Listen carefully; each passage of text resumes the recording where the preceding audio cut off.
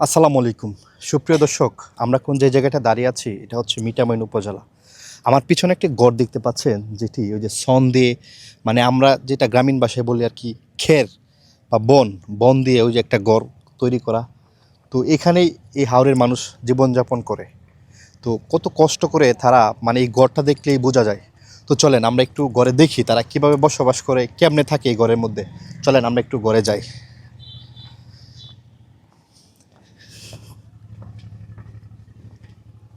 এই যে দেখেন যে ঘরটা দেখতে পাচ্ছেন, কত নেচা একটা ঘর, মনে হচ্ছে যে এই যে মাথায় মানে বাড়ি খাবে।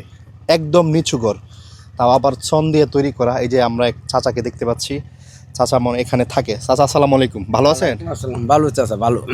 ও আপনি কি এখানেই থাকেন? ও আমি এই 6 মাস এখানে থাকি।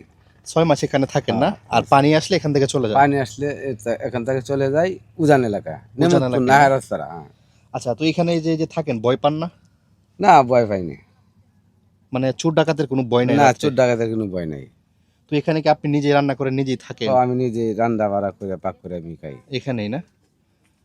তো দেখেন এই যে এরা, দেখেন এই যে এখানে রান্না বান্না সব কিছুই চাচাই করে। তো দেখতে পাচ্ছে যে একটা ঘরের মধ্যে আবার ওই পাশে কি গরু রাখেন? গরু। গরুও পালেন না? দেখেন এই পাশে গরুও রাখে। তো চোর ডাকাতের ভয় না যদি গরু টরু নিয়ে যায়? না, চোর ডাকাতের কোনো ভয় নাই। দেখেন এই যে গরু, মানে কি দেখেন মাথার মধ্যে টিনটা পর্যন্ত লাগে যাইতেছে, দেখছেন? মানে একদম নিচু একটা ঘর, এখানে তারা গরু রাখে। ওই দিক দিয়ে চাচা রাত্রে যাপন করে। 6 মাস থাকে এখানে, আর 6 মাস হচ্ছে উজানে থাকে। এটা হচ্ছে, এখন তো পানি নাই, এখন চাচা এই ঘর তৈরি করছে, তৈরি করে এখানে থাকে। তো এমনিতে আপনাদের আর কোনো সমস্যা টমস্যা হয় না, না? না না, আমরা কোনো সমস্যা হয় না। তো এই যে আমরা আজকে এক চাচার কাছে মানে জানতে পারলাম যে তারা এখানে কিভাবে থাকে।